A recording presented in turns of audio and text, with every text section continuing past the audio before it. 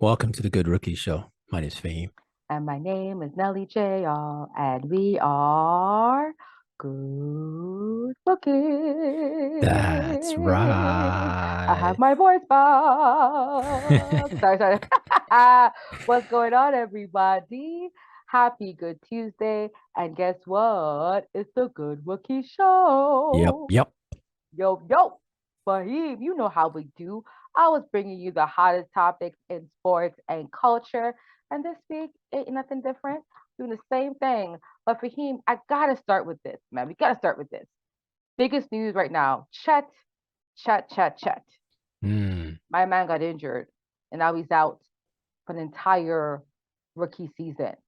What a great disappointment. I was excited for him myself to see him play.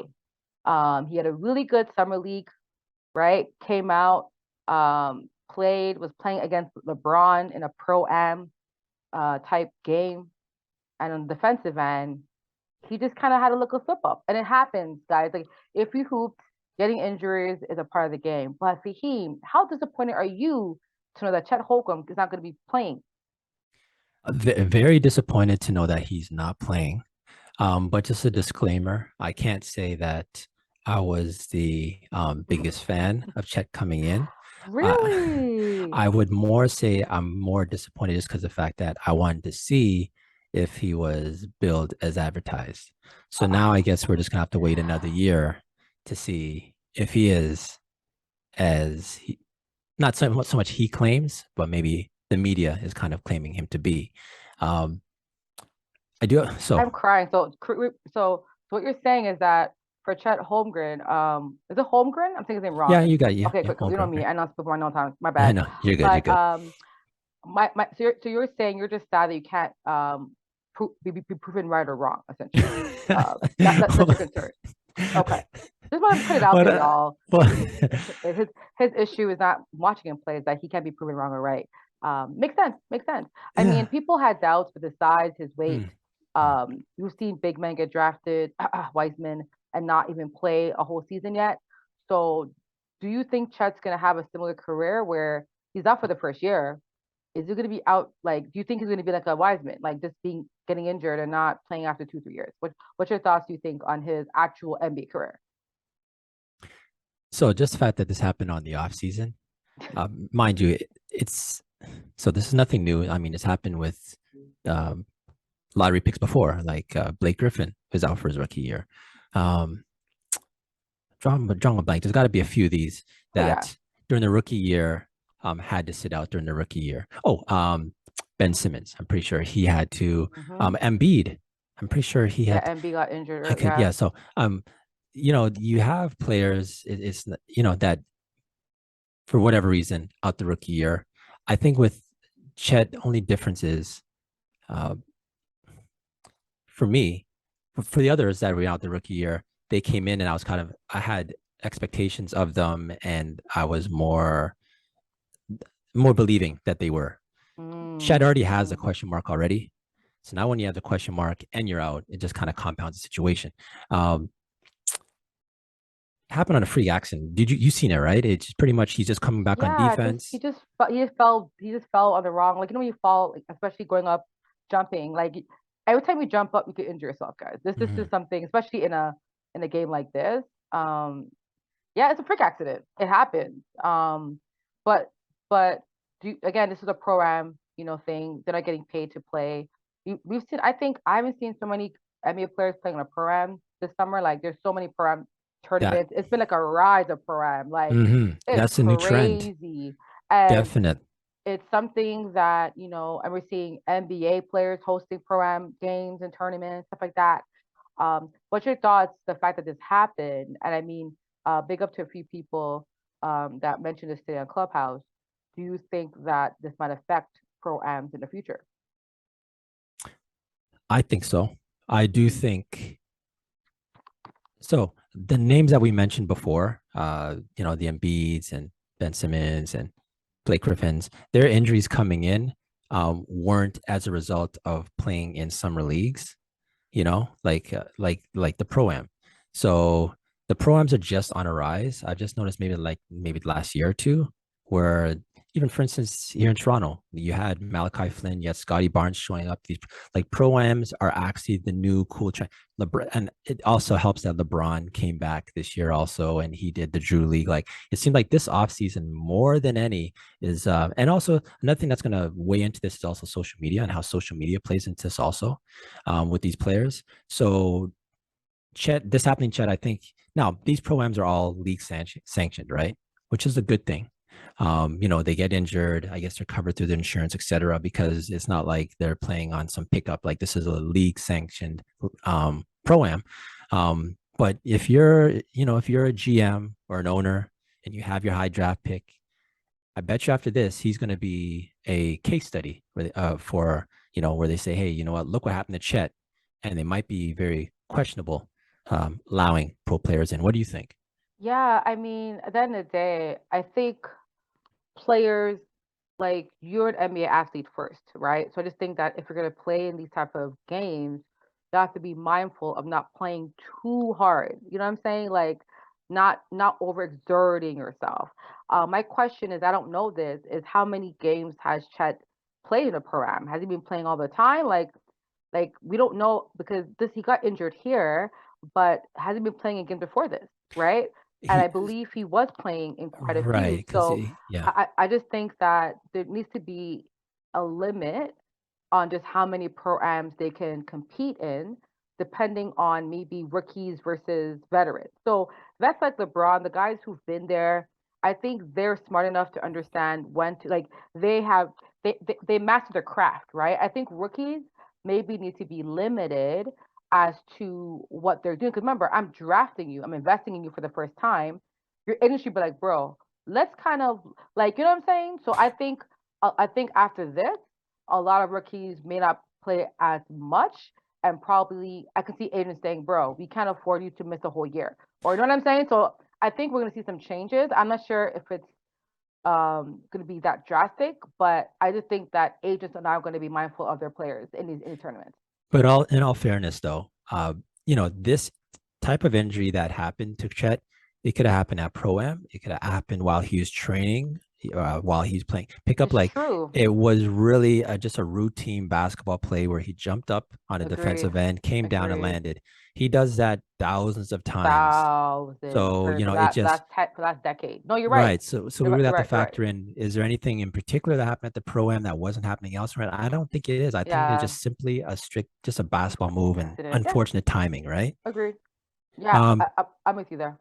I do think that so Chet, he's one of I'm seeing he was top three most lean players in modern NBA history. His teammate, Is that even uh, a list you want to be on?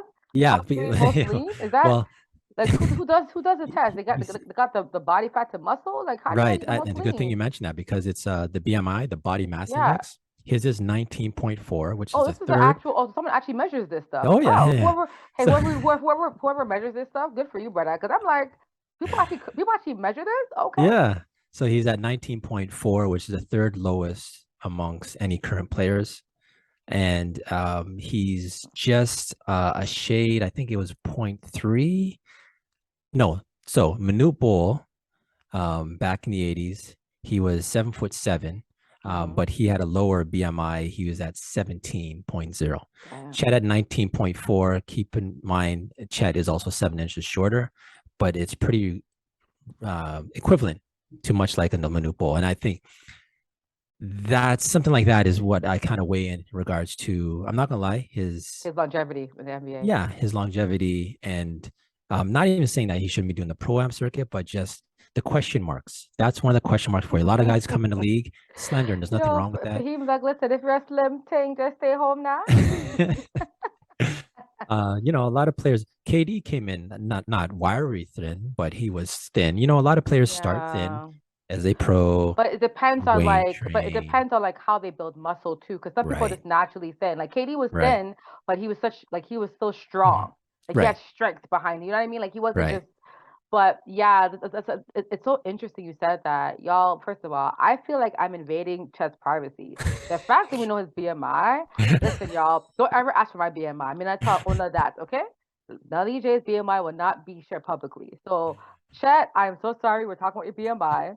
Nothing personal, bruh. I feel we're invading his privacy. Like, Chet's BMI is 19 point what? Anyways, no, but you're right. Like, um, I do think, you rarely see 7'3" taller guys have a Mhm. long career in the NBA that's that Right. small. And that's the concern. So I'm just hoping that, and again, he is young, right? Like I've seen guys that age just gain weight. You know what I mean? Like sometimes the metabolism, your body's changing. He's still growing. Well, probably not growing, but he's still growing too. Like he's still a young kid. So Hmm. yeah, I really hope, and I'm sure once he can make money, like Kevin Durant made money, you can get doctors to help you build that mass because it is kind of reprogramming your muscles to build muscle mass, and that takes a lot of money to learn how to do that. So let's see if Hmm. if, if Chet can do it. I mean, it's crazy. We have Luca and and, and other players who get who like to who gain weight easily, and there's Chet who just don't gain weight. Zion. Zion. Oh man, I'm trying not to say his name. So listen, the body, like you're athlete, you're paid to play a physical sport. Mhm. So your body matters, your body type matters. And I think, Yeah.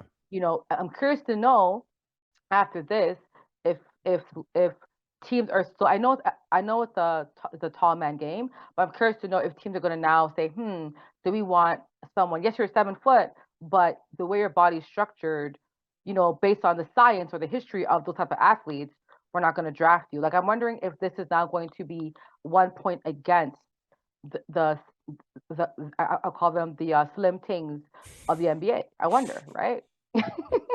That's a fair assumption. Yeah, yeah. Alrighty. What you got next for me, Nelly J? So let's talk about, man. So listen, man, y'all. So everyone knows, yes, everyone knows, the biggest news out of Brooklyn, right? Kevin Durant stays. And Faheem, we had a long chat about Kevin Durant, like a whole debate about Kevin Durant, right? And you know, it's just like, bro, like just stay. Like, where are you gonna go, Kevin? Where are you gonna Hmm. go? You know what I'm saying? Your contract's too big, it's too massive, is what it is. But quite a few NBA players, once the decision was made, they were like, thank God. So let's quote a few of them. All right. Pat Bev tweeted out, you can sit and don't say nothing, but that ain't cool. It's dudes with families out here who haven't got a job because of this Katie shit. Hmm. And to be on and off ain't cool. Blessing gang. That's from Pat Beverly. Also, another player that had a comment. So Kevin Durant responded. He quoted his tweet, and Kevin Durant responded to Pat Bev hashtag blame KD. The other person that tweeted out was Isaiah Thomas. Yeah, he said, "Finally, LOL, can we sign now? LOL." Isaiah Thomas, who's trying to sign you? I mean, no, this, but like, our teams like Fahim. What's your thoughts? Do you really think Pat Bev and Isaiah Thomas has a case here? Did Kevin Durant really hold up the market? The Kevin Durant decision, like, first of all, was it his decision? Because I mean, teams weren't biting. So, do you think Kevin Durant really held up the market as to why Pat Bev and Isaiah Thomas and other mid players haven't been signed yet? Your thoughts on that? 100%. I think he held it up just because of the fact that he's the biggest piece. And a lot of teams are going to, imagine, let's say KD does go somewhere, anywhere. He goes, something comes in return, and then everyone else is scrambling to see, okay, well, if this guy's moved here, then we can get this guy's available. So he's the biggest piece. So I do side with Isaiah Thomas.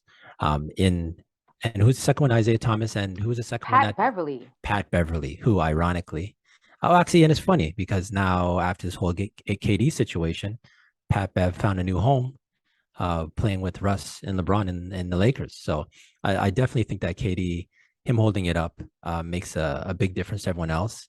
Um, I do think it's really unnecessary. And I'm a big Kate, like Katie's my guy. I like very disappointed in regards to how he's been moving in this situation. I try to find myself to see, okay, let me give him the benefit of the doubt. I don't see it. I don't see how you're going to for maybe 2 months. And it'd be one thing if there's the media, because you know me, and we mention this all the time. I'm very much to say, oh, you know what, rumors, maybe he didn't say it, that stuff.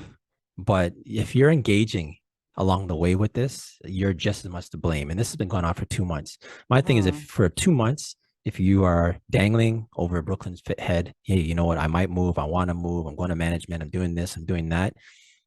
You know, less bark and more bite. Just be about it. And he's back in Brooklyn. Best luck to him, and I hope he's happy in whatever decision he's made. But that decision is most definitely affecting other people who maybe don't have that luxury to sit around and decide what they want to do. Because some players, if they're not going to play in the league, have to go and play overseas, etc. Right? So, Mm-hmm. hmm. Yeah, no, I definitely get what you're saying. I I really think that those guys just aren't good enough. You know what I'm saying? Like, to be honest, like I don't really think that Brooklyn. Okay, first of all, I don't think he held up the league, Hmm. and I don't know why Pat Bev and what's his face Isaiah Isaiah Thomas. Thomas got mad because at the end of the day, Kevin Durant had nothing to do with the Laker deal. Kyrie already said he was going to stay with Brooklyn. That was made from before. We all Hmm. so that Brooklyn Laker deal was dead. They maybe It could was have done a different deal, though. You never know. no. I know, but I'm saying, No, but okay. Kyrie decided to stay though, right? It's Hmm. different if Kyrie was like still wishy washy. No, Kyrie said, "I'm going to stay and make it work in Brooklyn." Okay. Kyrie said that a few weeks ago, Yeah. right? So that means that Kyrie wasn't open to going to the Lakers as of yet. And then Hmm. we all know that Westbrook and LeBron said they're going to figure it out, right? Or Hmm. whatever. I don't know what's happening because I think there's something today that they made. I don't know. So and then the Lakers is a whole like soap opera, YNR in NBA version, right? So at the end of the day, my thing is that Kevin Durant wasn't going to the Lakers, or was he trying to go there? So how can Kevin Durant's decision affect Pat Bev and other teams? Even Isaiah Thomas, like Isaiah, like what teams are looking to talk to you, right? So I do think though that Kevin Durant was a big distraction. I would say that a distraction. But there's been deals going back and forth with Donovan Mitchell and other guys. Rudy Gobert got traded. So trades have been happening. So my thing is that Kevin Durant didn't really hold up the lead. I just think that these guys they weren't being moved and they're looking for a scapegoat. And I'm on KD's side here. Hashtag blame KD, right? Like Hmm. I I I really don't think every team was looking to get KD. So if if let's say five teams wanted him, right? We know it was Memphis was interested. They say Toronto. Okay, I'll put Toronto in there. They say Boston. I'll put Boston in there. Those three teams were looking for no Pat Bev and Isaiah Thomas. You know what I'm saying? Like, I think their anger is displaced. That's all.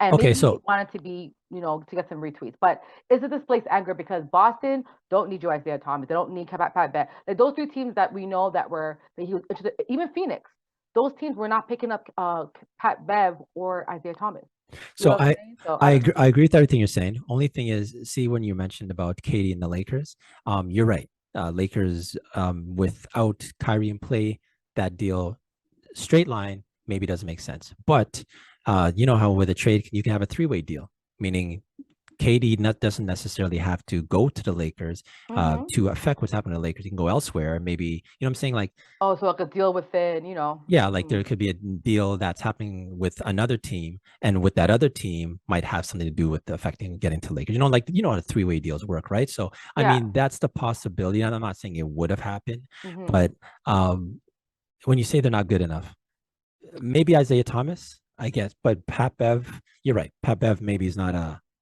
Pat list, but Fahim. Well, Fahim. mhm. Pat Bev is what to you? Out of all the players in the NBA, what level do you give Pat Bev? Well, he's not a list. Okay. Um, He's not B either. Would you say he's tier 10? But listen, B for Beverly, man. What do you But mean? but but B, no. Like A list are superstars. B Right, are right, like, right. but again, to your point, I think Pat Bev is impactful. He Mhm, brings energy. I think he gave Minnesota an edge mhm, that they never had before. mhm. And I'm curious to see how they're going to perform with Rudy Gobert. His personality type with Capper. That's a whole experiment right there. But yeah, like I think Pat Bev is impactful. But I mean, he's still not like he's mid. Like he's not I agree. he's not someone that will come to your team and move the needle, right? Like Right. I think Peter Tucker moves the needle for a team because he's more impactful to me than Pat Bev is. You know what I'm saying? Like Mhm. I just think that Pat Beverly again. play better. How about that? You Mm-hmm. play better, teams will actually want to trade for you and not Mm-hmm. rely on Kevin Durant. You know what I mean? Like, don't. Mm-hmm. At the end of the day, it's not Kevin Durant's fault that you're mid. That's all. Okay, um, so if Pat Bev is mid, how does he fit into his Lakers squad? Real quick. So he'll be off the bench, and I think he's going to give them Mm. actual defense. I don't think they have any Six man, defensive. really? No, Mm. he does. Do you think he's going to start? I don't know. Who's their starting point guard now? Uh, Westbrook. Yes. Now, who's the two guard now? Just asking. Two guard is hold up. Okay, while you're looking at it, here's what I was actually thinking in the meanwhile. Maybe you move Westbrook to a two guard and you start No, Pat Bev. Westbrook No, can't that's not a bad. shoot. But Right. like he's not a Right. catch and shoot guy. Westbrook Yeah. and usage guys like Westbrook needs to have the ball in their hands, right? You Mm. can't. That's where he's most impactful. He's Right. not a catch and shoot. And Mm. honestly, like having Westbrook and Pat on the same court at the same time, Mm. like to me, another experiment. I'm like, can they even like play together? Like they're both Yeah. pretty like hogs. Like Hmm. I saw Pat Bev hog the ball in Minnesota. Like you know what I'm saying? Like bro, give it to the our boy. You know what I'm saying? Like But the thing with Pat yeah, Bev right. is Pat Bev doesn't require to shoot like get I shots up. know, You know. but if you saw him in Minnesota, Fahim, he hogged the ball. I saw him hogging balls in playoff games when he shouldn't Mm. have. You're not a perennial star. You know what I'm saying? Like Pat Bev forgets his lane. That's my Mm. issue with Pat Bev. Because You remember, he don't got think mad that at. playing LeBron would maybe change that? Well, I mean, playing with Kawhi didn't change it. With PG 13 didn't change it. You know what I'm saying? With Mm. karl-anthony Towns didn't change it. Like I don't know. At the end of the day, Preach. like again, we're gonna see. Maybe because maybe him playing with LeBron. I just think that. So right now, I'm looking at it. Their shooting guard is Austin Reeves. He is, and right now they See ya. actually, and right now they have Patrick Bev. This is what they Mm. have a depth chart. Right. He's like literally behind Lonnie Walker. Like he's behind that. R- Uh, Right. so so So I, so I I think Pat Bev leapfrogs both those guys. well, I mean, again, that's why the apparently Pat Bev has been. So I heard this yesterday. Mm. Big up to my boy. I won't say his name, but he knows who he is. He actually was mentioning in Clubhouse that he knew Pat Bev was going to go to Lakers from time because they've been training with Russell Westbrook for like the past couple of months. He's been in LA. I did not know that. So apparently, if you knew, you knew. So this was always in the works. That's why again, Pat Bev, you knew you were gonna go to Lakers. So why are you blaming Kevin Durant? Like it's just like Pat Bev just wanted to say something on Instagram, or sorry, on Twitter, and get some tweets and be involved. Because I do think Pat Bev wants to make that media money. So I get it. He's planting the seed to be an annoying commenter as he retires. Mm. But yeah, like at the end of the day, like Pat Bev, to me, the issue with the Lakers that I saw was their second unit. They did okay, but they didn't have any defense, right? So, and this team again, Russell Westbrook with Pat Bev. When we saw Pat Bev playing with who's that kid from? Why's my brain bothering me? What team? Last year, he was playing with I love that young youth too from Minnesota. He was second to LaMelo and Rookie of the Year. I'm talking about, man. In Minnesota. Oh, Anthony Edwards, Ant-Man. Anthony Edwards. Yes. I'm like, Right. what the hell? Yeah, with Anthony Edwards, Pat Bev did respect the ball and gave it to Anthony Edwards. But when Anthony Edwards was on the bench, Pat Bev was like, yes, this is my, like, you know what I mean? So Hmm. I just think Pat Bev sometimes doesn't play smart basketball. Right. Sometimes. He's great on the defensive end, but offensively, he's not. So my thing is that Pat Bev going to Lakers aren't going to change anything. I think they will have better defense, and maybe he will give them more of an edge because I think Minnesota they were soft. Like I mean, they weren't like I think Anthony Edwards with Pat Bev, their energy because Anthony Edwards has that like Georgia, like he don't play and his Hmm. confidence is amazing. You know how he in front of nobody. You know what I'm saying? So I think his edge with Pat Bev created a great marriage in the locker room, and they were very confident last year. So I think Pat Bev can add that extra edge that the Lakers did not have. Like they didn't have any bad boys last year. It was all like you know what I mean. Westbrook was Right. getting made fun of. Pat Bev there, I think, would protect Westbrook and kind of be that guy for them. So, I mean, honestly, does it move the needle for me for the Lakers? No, it doesn't. But Hmm. Lakers will be. I mean, what's going to matter with the Lakers is can LeBron and Westbrook can they stay healthy, right? Can this team stay healthy? If they're healthy, they're a threat. If they're not healthy, they're not a threat. Right. And I think Lakers' own enemy is health, health and effort. Because last year I felt Right. defensively like when they played hard for him, they were really good. I'm like, oh, But then some, like against, I remember this game against the Warriors, their home game against the Warriors, they had one of their best games as a team just because they wanted to win that game. The game against us in Toronto, I'm like, oh, they're balling Mhm. out tonight, right? Yeah. I mean, I blame Drake for that loss. Yeah, Drake, I blame you because I don't know what kind of thing you had in Toronto for them. But anyway, my thing is that they had their best game. So at the end of Yeah. the day, I just think that's the thing. Like they're just not consistent. You know what I mean? But if you are saying that it's health and effort, I think then maybe the Lakers did make a good pickup on the offseason because that's two things that Pat Bev checks out on.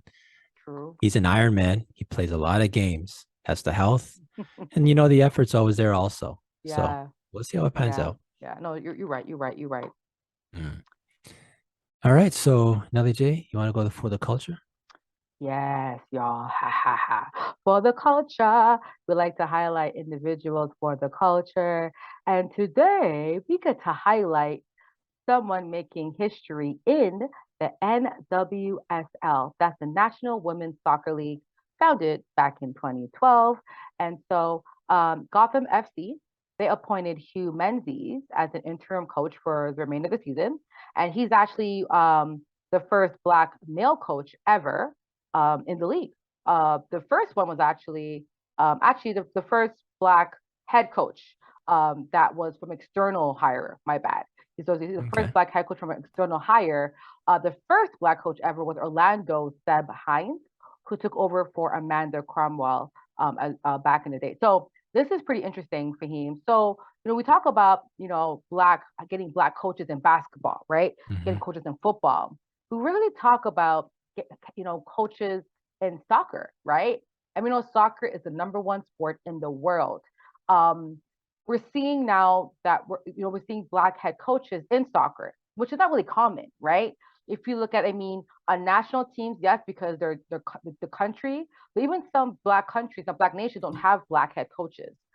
So I just want to big up, the head coach there, Hugh Menzies being an external hire, getting into the league, which rarely happens, but also Hmm. making history. The women's soccer that league is getting bigger and bigger every year. So, just what's your thoughts on this hire? And do you think that we are going to see some more Black head coaches in the world of soccer, whether it's women's or men's? I do think it's first of all, yeah, shout out to Hugh Menzies for sure. Mm-hmm. It's the Gotham FC, so I think the location of it is kind of ironic. They play in New Jersey and New York. That's a team for the New York area. So I think it's a good look to have a Black um, head coach in the New York area. They're one of the, I guess one of the more foundational teams. They've been around since 2013, right? So to answer your question, if I do think there would be more, I don't see why there wouldn't be more representation. There's 12 teams in the NWSL right now, and they have ownership. I know I have to fact check this, but Angel City FC.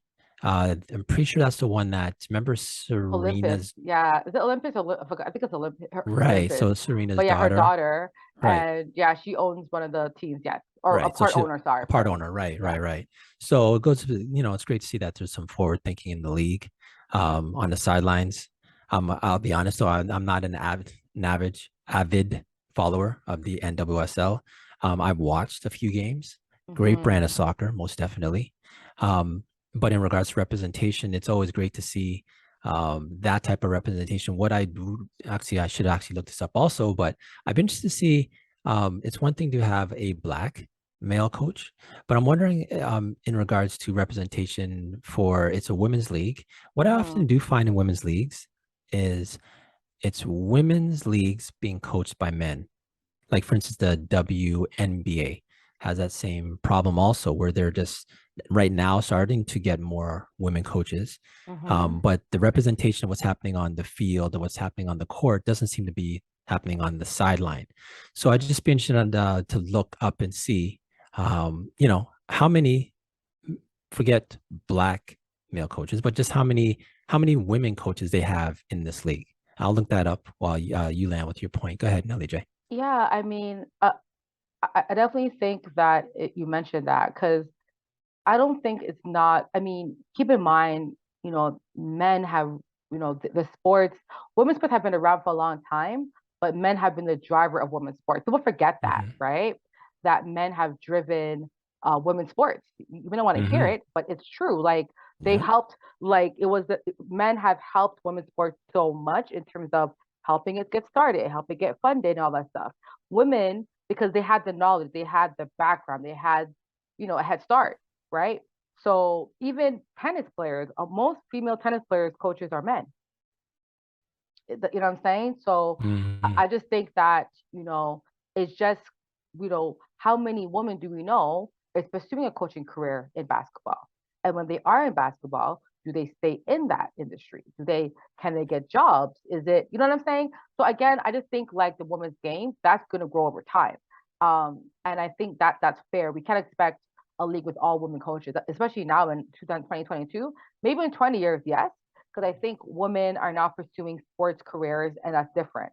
But back in the day, I mean, I don't know about you, but most of your aunties were nurses or teachers. You know what I'm saying? Like most people were nurses, teachers, doc. Like they weren't. I mean, if you were a person of color, you're going after jobs that would guarantee a paycheck. Like that's what our parents did. You know what I'm saying? And so I just think now, we're in a new world of women can pursue the so-called more masculine leadership jobs. That's why there's still a lot of CEOs that are men, not women, or vice versa. I think that's the same directive. So yes, I do hope that we do get a lot more women coaching in sports Mm-hmm. and women attacking being in sports. Because I think if a man can coach boy or girl, I think a girl can coach boy or girl. Right. And I think we'll move to that when the world is ready. You know what I'm saying? Mm-hmm. Right. It takes one Don Staley, and I think someone like Don Staley, I think can coach a men's game. I think Don Staley can coach men or women, both. Like certain women, can coach either or, right? Like it don't matter. They're basketball heads, they're basketball minds, right? So I just think that it takes one of those, a Don Staley type coach, to coach a woman's and again, I know some people, big up to Lakita, she's coached a college I mean men's team before, so it has happened. It just isn't as common. So on the Mm-hmm. national level, we're gonna see it, but I just think that right now we're trying to break the color barrier of coaching. It still Mm-hmm. hasn't been broken. I mean, it's broken, but it's still an issue. And now women is getting involved as well. So it's Right. like there's two shores battling to get into a predominantly white male position, right? Exactly. So it's gonna Right. happen, but yeah, you're right. There isn't that many, but Mm-hmm. there's more and more now, especially in basketball. We see a lot of great women coaches in basketball coming up too. So So you throw out Don Staley. Shout out to Don Staley, legend. legend, But yeah. um, what level are you saying you think she was coaching? 'Cause that was an interesting point you just brought there. I think Don Slade can coach any level of basketball, No, because like I said, shout out but to Don Staley. but But but in but regards but to she the makes NBA, I mean, and she makes more money coaching in college though than the WNBA. Like you know what I'm saying? right. So at the end of the day, like what she's making in college, it's more than what she would make in the WNBA. I think Mm, the WNBA gave her listen. Becky is making a lot of money. Her check is massive. So if Dawn can get a check like that, mm, I'm sure she would transition, right? Keep in mm, mind, Dawn was all, you know what I mean? So I think mm. Dawn was also in the running for the Portland job with Chauncey. Wasn't that her too? I'm not sure it was Dawn or someone else. I forgot which coaches were Mm. involved. But at the end of the day, like she's someone I think like because even I think she's someone that male athletes, because of her career, what she's done as a coach, Hey, I respect. can't see. Yeah, she has the respect there, Got you. that's what I'm saying. Like, that. I mean, you're a male perspective. Do you think male? I mean, you more than I will, but do you think male professional athletes would respect her as a coach, or do you think they'd be like, nah, I want a man coaching me. I don't like. I think her reputation kind of gives her that edge. Mhm. But because when Becky coached the Spurs, they said the players loved her, respected her, right? So I think you have to have, I think in the NBA to get to that level, you have to have reputation behind you to get to that 100%. level. And 100%. I think Dawn, Becky, those are the ladies that I think had reputation. Other male athletes respect them, they admire them. I think they can manage a locker room. That's all.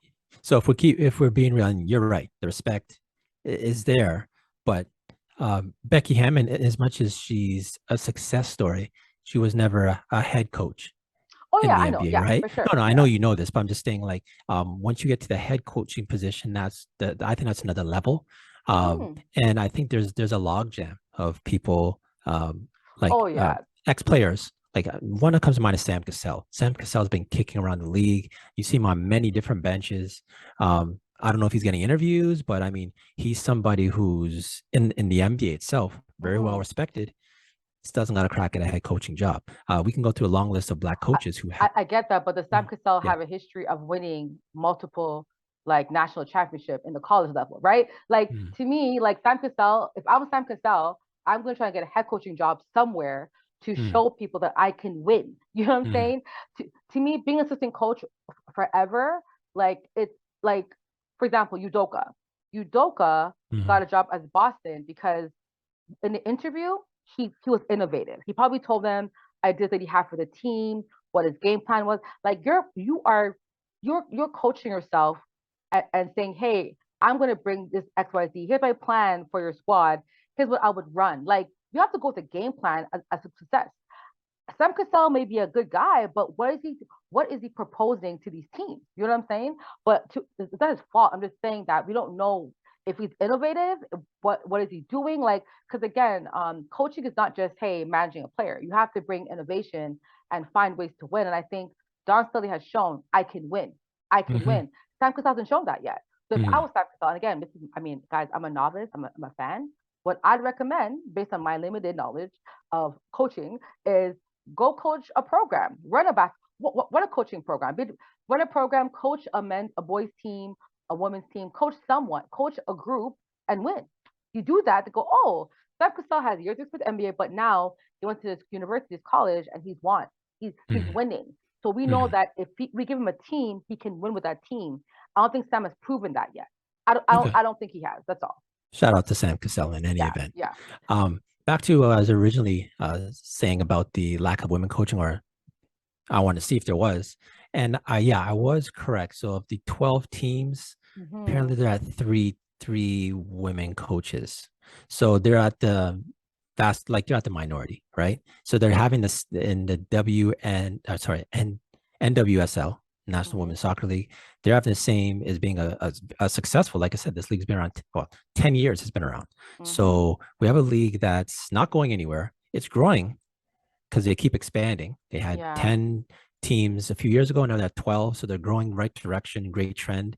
But they're having the same problem as I the agree. WNBA is having in other women in professional sports, where, you know what, you have women playing, but not getting behind and elevating to coaching. So that's something that's got to change. But it's great to see that we do have a black male representative in there also, Mm-hmm. Mm-hmm. and maybe he can open some doors and take it to a different trajectory. So No, I good. agree. And just to provide some extra numbers too, the WNBA, half of the teams have women coaches. That's 6 out of 12, Half. fifty Okay. percent. That's not too bad. So That they're is. they're trending in a good direction. Mm-hmm. Um, the NWSL has three, so hopefully, I mean they've been around for 25 years WNBA. So after Right. 25 years, they have six. You know what I'm saying? So hopefully, I mean it'll take some time, but again, like I said before, women are able to do that. And Right. when one woman coach says, hey, I can win as a woman, other owners go, okay, now, you know what I'm saying? People have to see to believe it sometimes. It's just so annoying as a woman. It's Yeah. like, really, y'all? But it's a business. So, ladies, do your thing. But, right now, definitely want to shout out, Hugh Menzies Right. for, just making it, being an external hire.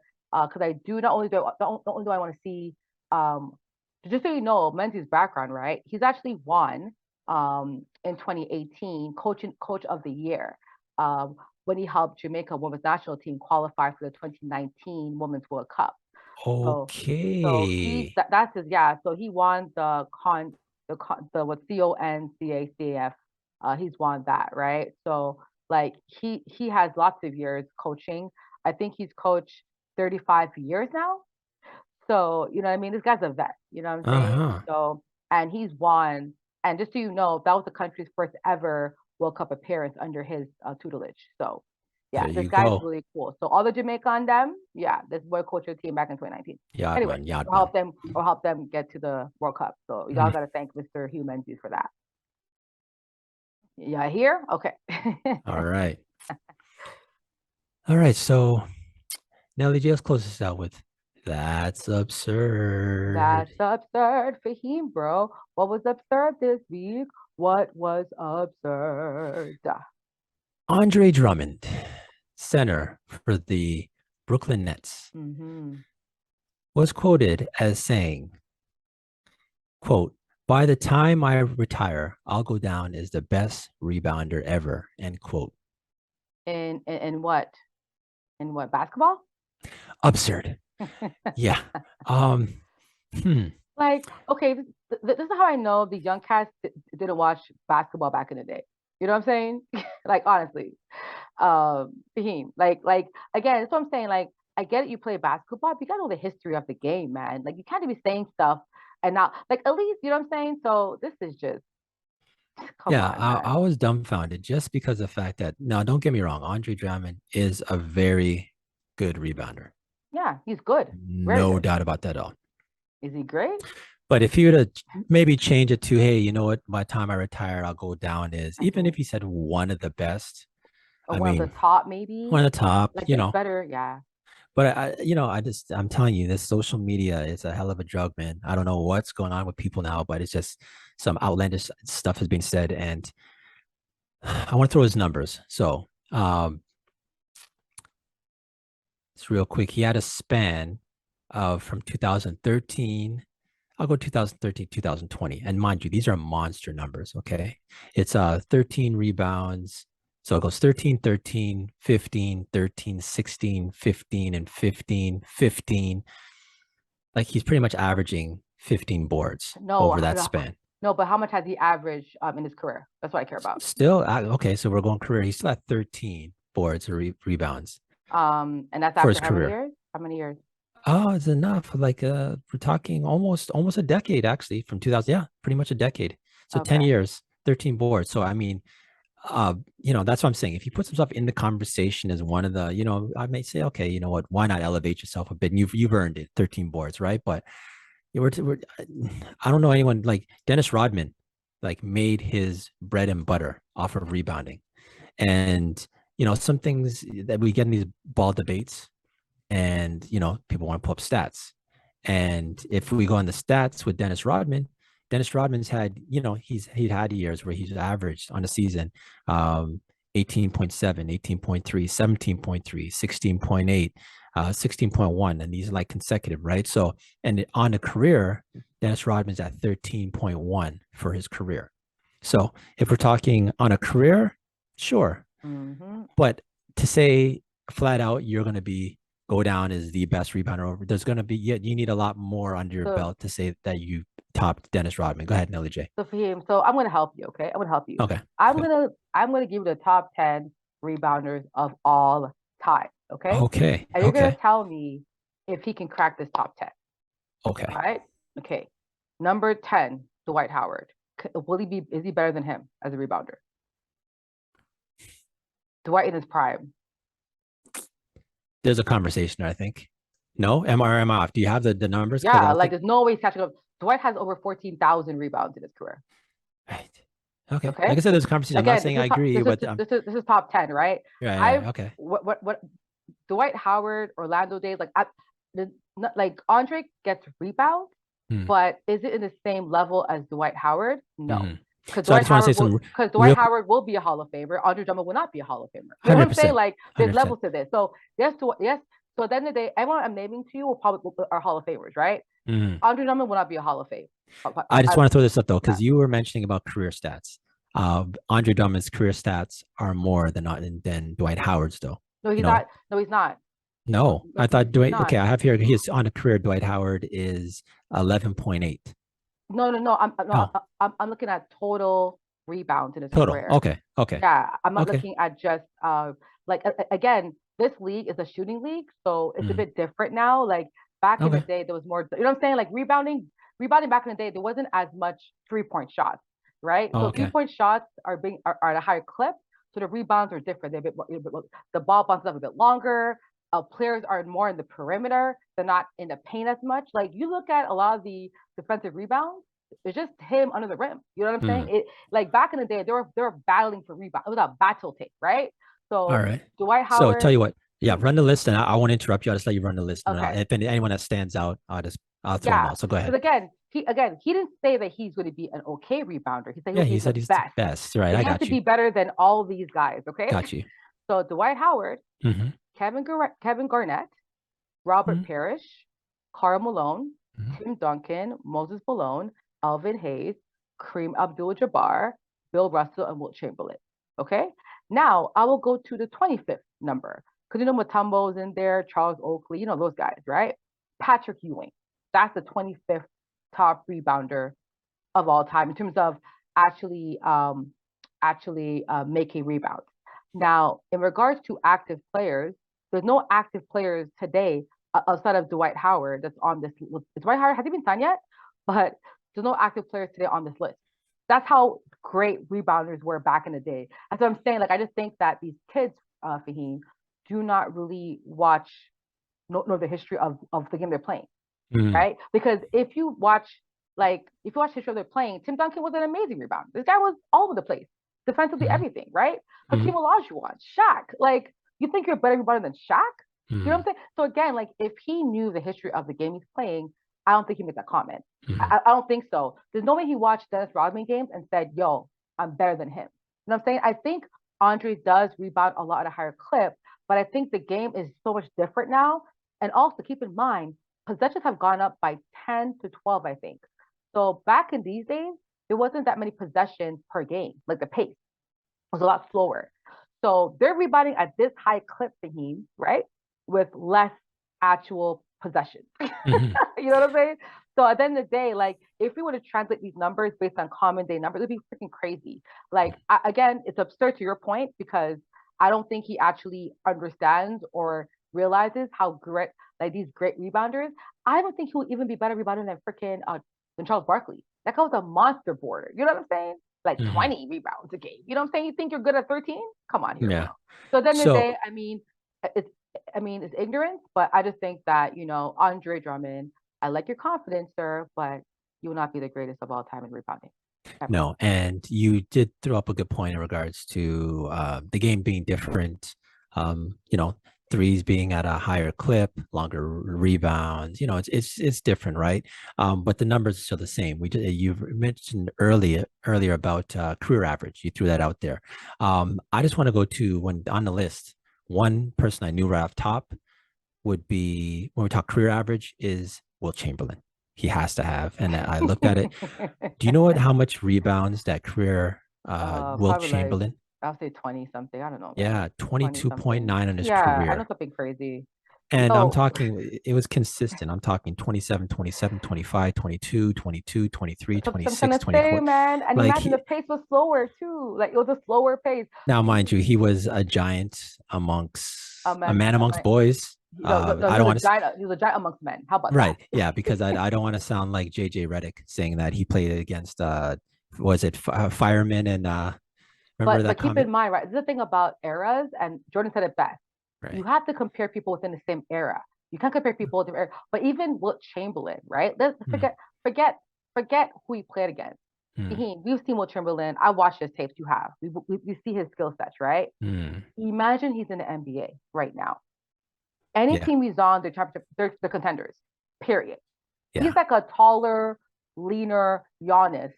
You know what I'm Yeah. saying? Like the way Giannis dominates, if Giannis can dominate like that, imagine what Wilt could do Hmm. with So his size. You know what I'm saying? I look Even at Kareem. Kareem can play like certain guys could play in any generation. And yeah. Kareem and Wilt can. Hmm. I just can't see, and I've seen two in a Laker uniform. Mm-hmm. Not not I haven't seen Wilt play, and I'm not that old. Like I'm old, but I'm not that old. No, I mean not But live, but I mean like old tapes of him. right, no, no, Like I yeah, totally yeah. 100%. But even in the Lakers in his later years, Will Chamberlain, um, big man, great rebounder. I just don't see in a Laker uniform. Yeah, you can watch Laker Dwight, ones. I Dwight, watch Dwight, not Dwight, sorry, Andre Andre Drummond. I don't Drummond. see Andre Drummond anywhere close to being the rebounder that Will Chamberlain was in the little tapes I've seen. So, And guess what, Faheem? That's the standard for him. Hey, Andre, you want to be the best? Be better yeah, than that guy. yeah, exactly, exactly. All right, so Nelly Oh J, let's put this God. up in the books. Yes, y'all. That was the Good Rookie Show. Hmm. My voice is back. Anyways, y'all, first of all, as you guys know, we always take some time to shout people out, to give shout outs. My shout out actually for him is to a Vancouver golfer. She is actually only 12. Fahim. This girl is 12. Okay. 12. Her name is Lucy Lynn, and she's became the youngest player ever to qualify for the CP Women's Open in Canada. My girl is 12. Is this a prodigy coming Hold on. along? She's 12 and she's a professional golfer. Yes. No, she's competing in a women's tournament, dog. She's 12. What? 12. Now, is she the LeBron of women's golf? I don't know. But let's tell you something, man. This is wild. When I read this, I'm like, 12. When I was 12, what was I doing when I was 12, man? I don't know, maybe having crushes, playing ball with my brothers, like 12. You're playing against grown women, and we all know what golfers are like. No, they age like they're not no young thing. You know what I'm saying? Like Mhm. it's from like 60s to like girls 12, and she qualified. So big up to Lucy, man. Lucy Lynn, shout out to you. Qualifying, you're 12, and I'm hey, you got a fan in me. You got a fan in me. Um, yeah, definitely shout out. I want to shout out since we were just mentioning about Hugh Menzies and Mm-hmm. him being the national team coach for the women Jamaican national team. Mm-hmm. I want to keep that Yachty love alive and Yachty. also shout out Leon Edwards, who on the weekend knocked out and he became a for UFC. Did you see? Yes, I did. Yes. I So think, Leon, I mean, the kick that echoed around the world, is that what we call it? right, right, right. And he's from Yacht also. So I Yes, think that's that's a good one. shout out That's a to definitely Leon good one. Edwards. Big up Let's on see ourselves. let's see what kind Big up of on ourselves. what kind of influence that has maybe on Jamaica getting involved in mixed martial arts. You know, there's all takes one to influence a nation, right? Takes one for him. Legit Mm-hmm. takes one. No, you're right. You're right. It was funny. He Mm-hmm. was also on my shout out list. Like I had him there, but I'm like, Oh, when I really? saw Lucy, I'm like, girl, you 12? That's not my girl. I got shout her out. So nah, man. Whew. Yeah, man. So yeah, Y'all Jan hot. Edwards, he's from well, he's born in Jamaica, born in Kingston, resides in Kingston, England. Jamaica. But yeah, I'm trying to sound shout out to Jamaican. Leon. Shout out to him. Sorry. No, I was saying I was trying to sound Jamaican, Kingston, Jamaica. But I'm sorry, my Jamaican friends. I'm Trini, man. I'm trying to think. I'm trying to think. Okay. All right, Nelly J. So let's put this up in the book right Oh my now. y'all, that was a good rookie show. Mm-hmm. So y'all, if you had a good time, you enjoyed yourself, please like, subscribe, and tell a friend to tell a friend. Big up the catch card. We're on all platforms if you're looking for us. It's a good rookie show. We out. Peace. Peace.